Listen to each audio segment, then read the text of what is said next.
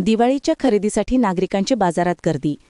दिवाळीला अवघे काही दिवस शिल्लक राहिले आहेत। यानिमित्त नागरिकांची दिवाळी खरेदीसाठी बाजारात गर्दी होऊ लागली आहे। कंदील, पणत्या, घर सजावटीचे साहित्य, तोरण, विद्युत रोषणाईच्या माळा, रांगोळी, कपडे, फराळाचे साहित्य असे विविध वस्तू खरेदी करण्यासाठी नागरिकांनी बाजारात गर्दी केली आहे। ठाणे शहरातील राम मारुती रोड, जांभळी नाका, गोखले रोड, गावदेवी परिसर या शहरातील महत्त्वाच्या बाजारपेठा आहेत। यापैकी जांभळी नाका बाजारपेठ ही मुख्य बाजारपेठ मानली जाते। या ठिकाणी धान्यांपासून ते अगदी कपड्यांपर्यंत सर्वच साहित्य उपलब्ध असते। तसेच या बाजारात बऱ्यापैकी व्यापारी वर्ग हा होलसेल विक्रेता असल्याकारणाने ग्राहक या ठिकाणी येऊन खरेदी करण्यास प्राधान्य देतात। दिवाळीनिमित्त बाजाराला नवचैतन्याचे रूप प्राप्त झाले आहे। विद्युत रोषणाईने उजळलेल्या या बाजारपेठांमुळे नागरिकांमध्ये खरेदीचा वेगळाच उत्साह पाहायला मिळत आहे। इलेक्ट्रॉनिक वस्तू, सोनं, कपडे, मिठाई, आकाशकंदील, विद्युत माळा, पणत्या, रांगोळी या वस्तू खरेदी करण्यासाठी नागरिकांची मोठी गर्दी होत आहे। तसेच दिवाळीनिमित्त विविध सवलती देखील देण्यात आल्या आहेत। त्यामुळे ग्राहकांमध्येही खरेदीचा उत्साह पाहायला मिळत आहे। दिवाळीला अवघा आठवडा देखील शिल्लक न राहिल्यामुळे नागरिकांची बाजारात खरेदीसाठी लगबग दिसून येत आहे। ठाण्यातील मुख्य बाजारपेठ असलेल्या जांभळी नाका बाजारपेठेत सकाळपासून नागरिकांची खरेदीसाठी मोठी गर्दी झाली होती। ब्युरो रिपोर्ट, जनादेश। आपली माणसं, आपला देश, पाहत रहा जनादेश। मनसेच्या दणक्याने ठाणे महापालिकेने केली कारवाई। महाराष्ट्र नवनिर्माण सेना आणि शिवसेना उद्धव बाळासाहेब ठाकरे यांच्या मोर्चात ठाणे महानगरपालिका आयुक्त सौरभ राव यांनी आश्वासन दिले, ठाण्यात कोणतेही अनधिकृत बांधकाम होणार नाही। या गोष्टीला एक दिवस होत नाही तोच मानपाडा येथे रस्त्यांच्या बाजूला जवळपास 8 शेडचे काम सुरू झाले। ही बाब मनसे विभाग अध्यक्ष निलेश महादेव चव्हाण यांच्या निदर्शनास येताच त्यांनी महानगरपालिकेच्या अधिकाऱ्यांना सांगून लागलीच कारवाई करण्यास भाग पाडले। जोपर्यंत ही कारवाई होणार नाही तोपर्यंत तेथून हटणार नाही अशी भूमिका त्यांनी घेतली। यावेळी मनसे शहरप्रमुख रवींद्र मोरे लागलीच घटनास्थळी पोहोचले। सोबत किरण पाटील, सहसचिव वसंत लोखंडे, प्रभाग अध्यक्ष दत्ता म्हेत्रे, सचिव पवन पडवळ, शशांक सिंग, सागर गवळी, कचरू चव्हाण, सतीश कांबळे, दत्ता रेंगे आणि इतर मनसे सैनिक उपस्थित होते। ब्युरो रिपोर्ट, जनादेश। आपली माणसं, आपला देश, पाहत रहा जनादेश। शिवसेना उबाठा व आदिशक्ती फाउंडेशनच्या वतीने गोळवण येथे शैक्षणिक साहित्य वाटप। मालवण तालुक्यातील गोळवण जिल्हा प्राथमिक शाळा नंबर 1 येथील विद्यार्थ्यांना शिवसेना उद्धव बाळासाहेब ठाकरे व आदिशक्ती फाउंडेशन यांच्या वतीने मोफत वह्या वाटप करण्यात आले। यावेळी ज्येष्ठ शिवसैनिक राजू नाडकर्णी, नंदादीप नाईक, नामदेव रावडे, समीर लाड, बाळ मसूरकर, आदिओम लाड, सुहास पाटकर, प्रशालेचे मुख्याध्यापक संतोष पाताडे, सहशिक्षिका पावसकर, विद्यार्थी उपस्थित होते।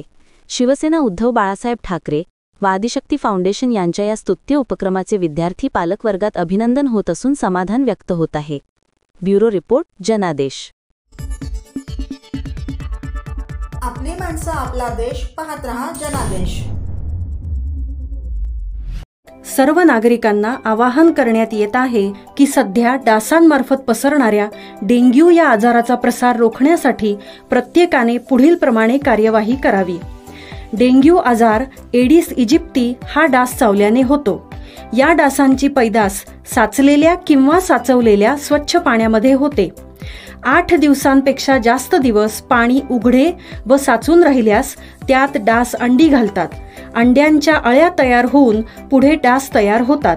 यासाठी आपल्या घरातील पाणी साठे, उदाहरणार्थ बॅरल्स, पिंपे, टाक्या, हौद, रांजणे इत्यादी दर आठवड्याला रिकामे करून घासून पुसून कोरडे करून पुन्हा भरावे। 1 दिवस कोरडा दिवस म्हणून पाळावा।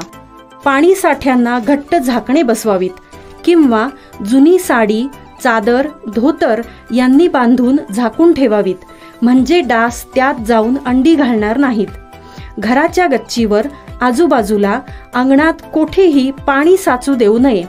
भंगार सामान उघड्यावर टाकू नये, उदाहरणार्थ टायर्स, प्लास्टिक सामान, कुंड्या, टाकाऊ वस्तू इत्यादी। अशा सामानात पावसाचे पाणी साठून त्यात डेंग्यूच्या डासांची पैदास होते। घरातील कूलर्स, फ्रीजच्या पाठीमागील ट्रे हे देखील वेळोवेळी कोरडे करावेत। लक्षात ठेवा, नुसत्या फवारणीने डास घनता कमी होत नाही, तर त्यासाठी डास पैदास ठिकाणे नष्ट करणे ही आपल्या सर्वांची जबाबदारी आहे. कोणताही ताप अंगावर न काढता जवळच्या शासकीय रुग्णालयात मोफत औषधोपचार घ्या. अशा प्रकारे नागरिकांनी सहकार्य केल्यास डेंग्यूचा प्रसार रोखणे सहज शक्य आहे.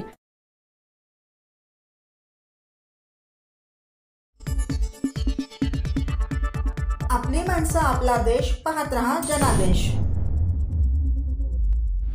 पोईप येथील उबाठा कार्यकर्ते वैभव नाईक यांच्या पाठीशी ठाम उभे. मालवण तालुक्यातील विरण येथील माजी आमदार वैभव नाईक यांच्या उपस्थितीत नुकतीच पोईप येथे जाहीर सभा घेण्यात आली. यावेळी माजी आमदार वैभव नाईक यांच्यासोबत मालवण तालुका प्रमुख हरी खोब्रेकर, उपतालुका प्रमुख राजू नाडकर्णी, पराग नार्वेकर, नाना नेरुरकर, रुपेश वर्दम, अनिल येरम, राजा पालव, नितीन पालव, बाळा सांडव, विलास सांडव, विजय पालव, अरुण माधव, बंडू वडकर, चेअरमन विठ्ठल नाईक यांच्यासह बेलाचीवाडी शाखाप्रमुख चंद्रकांत मिठभावकर, विजय घाडीगावकर, मोहन घाडीगावकर व इतर, तसेच सुनवरे येथील चंद्रकांत बागवे, दिनेश परब, बबन परब, सदानंद सावंत व इतर, मजदे येथील दीपक मजदेकर व कार्यकर्ते आणि पोईप येथील उबाठाचे सर्व कार्यकर्ते, बाळा हिवाळेकर, दत्ताराम सांडव, सचिन कुईपकर, बबलू वेंगुर्लेकर, प्रकाश माधव, मालोजी रासम, प्रसाद जाधव, बंटी परब, गणेश सांडव, अमोल सांडव, सुभाष नाईक, रामा पालव, भास्कर पालव, नरेश पालव, सुनील पोईपकर, श्रीधर माधव, पुनेश जाधव, संतोष सांडव, सागर सांडव, साईश सांडव, संदीप ठाकूर, किसन भाटकर, बबन तावडे, सुनील पोईपकर, राजा पोईपकर, दत्ता पोईपकर, दिनकर पालव, संतोष वेंगुर्लेकर, काशीनाथ गोसावी, राजू डिचवलकर, वदन नाईक, आशीर्वाद माधव, दिनेश जाधव, दिर्बल पालव, विरण बाजार येथील गणेश नेरुरकर, ओंकार नेरुरकर, दयू वाडकर, किरण गावडे, जयवंत पांजरी इत्यादी उपस्थित होते.